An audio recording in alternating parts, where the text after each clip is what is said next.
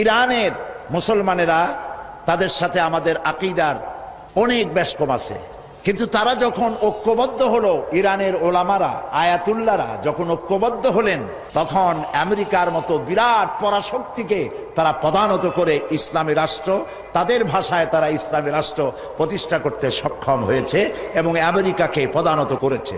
এখানে আয়াতুল্লাহ খমিনীর একটি কথা আমার মনে পড়ে, কি সাহস তার! ঈমান আকীদা যাই থাকুক, আকীদার প্রশ্নে আমরা আপোষ করব না, কিন্তু এই কথাটা তো বলতেই পারি। যখন আমেরিকা তাকে বলেছিল যে আমার দূতাবাস থেকে যে 56 জনকে গ্রেফতার করা হয়েছে আমেরিকান, এদেরকে ছেড়ে দাও, তা না হলে তোমার খাদ্য রসদ আমেরিকা থেকে যত সাহায্য যায় সব বন্ধ করে দেওয়া হবে। আয়াতুল্লাহ খমিনী জবাব দিয়েছিলেন আমেরিকান প্রেসিডেন্টকে, তুমি কারে খাবারের ভয় দেখাও?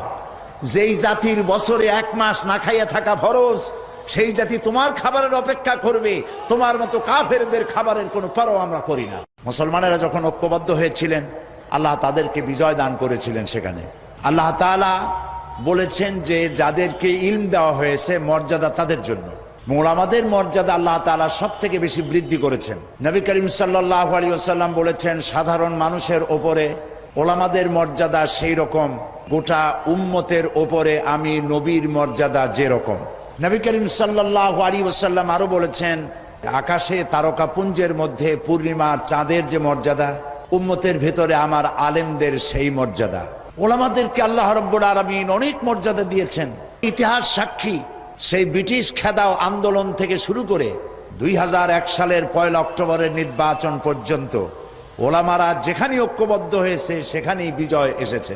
ঐক্যবদ্ধ হওয়ার জন্য আসুন তাওহীদের উপরে ঐক্যবদ্ধ হই, তাওহীদ প্রতিষ্ঠার পক্ষে কথা বলুন, শিরকের বিরুদ্ধে, বেদাতের বিরুদ্ধে কথা বলুন এবং নারীর অধিকারের কথা বলুন। কারণ আজকে বলা হয় ইসলাম নারীকে পর্দার মধ্যে ঢুকাইয়া তাদেরকে অধিকার থেকে বঞ্চিত করেছে। না, পৃথিবীতে ইসলাম নারীকে যে অধিকার দিয়েছে, এই অধিকার পৃথিবীতে কেউ দিতে পারে নাই। পাশ্চাত্য নারীকে পুরুষ বানাইয়া নারীর অধিকার দিয়েছে, আর ইসলাম নারীকে নারীর মর্যাদায় রেখে পুরুষের সমান অধিকার দিয়েছে। সুতরাং নারীর অধিকারের কথা বলুন, অমুসলিম নাগরিকদের অধিকারের কথা বলুন। ইসলাম যে অমুসলিম নাগরিকদের ব্যাপারে কথা বলেছে, সাম্প্রদায়িক সম্প্রীতির কথা বলেছে, সে কথাগুলিও আপনারা বলুন। আল্লাহ তাআলা তৌফিক আমাদেরকে দান করুন।